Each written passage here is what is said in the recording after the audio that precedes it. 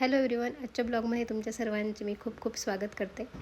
तर तशी तयारी करून आम्ही चाललो होतो लंचला, कारण आज माझा बड्डे होता आणि घरच्यांनी दुपारीच बड्डेचं प्लॅनिंग केलं होतं, कारण संध्याकाळी आम्हाला कळवणला यायचं होतं मळ्यामध्ये आणि हिमराज नसणार होते, म्हणून मग दुपारचंच प्लॅनिंग केलं सेलिब्रेशनचं.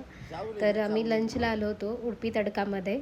अशोका मार्गला आहे, खूप छान ॲम्बियन्स आणि टेस्ट असलेलं हॉटेल आहे. तर इकडेच यायचं प्लॅनिंग केलं. तर हिमराजने छान असा केक आणला होता माझ्यासाठी. सरप्राईज नाही, पण त्यांनी ठरवलेलं होतं की करायचं म्हणून बड्डेचं छान छोटंसं माझ्या फॅमिलीसोबत सेलिब्रेशन केलं सर्वांनी आणि खूप छान वाटलं.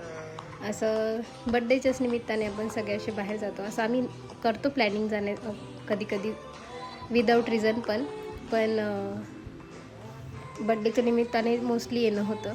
मग छान आम्ही आलो. माझा अभिर अजिबात गोड खात नाही, त्याने खरंच केक पण नाही खाल्ला. छानपैकी सेलिब्रेशन केलं, जेवण केलं सगळ्यांनी आणि आम्ही घरी आलो.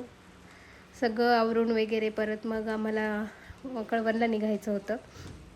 घरी गेल्यानंतर सगळी पॅकिंग वगैरे केली. 2-3 दिवस आम्ही कळवणला राहणार आहोत. सो मग सगळी पॅकिंग केली आणि 4-4:30च्या दरम्यान आम्ही सगळे कळवणला निघालो सगळी तयारी करून. अभिर गेल्यानंतर झोपला होता, त्याच्यामुळे लवकर भाऊ उठला नाही. तो उठल्यानंतर मग आम्ही निघालो. तर आजच्या दिवशी परत एका वर्षात पदार्पण झालं. 1 वर्ष मागे पडलं आणि 1 वर्ष परत आयुष्यात आलं आणि पुढचे सगळे वर्ष चांगले जावो आणि काहीतरी उन्नती हो माझी, ही मी देवाला प्रार्थना करते की तुझे आशीर्वाद नेहमी माझ्यासोबत राहू दे.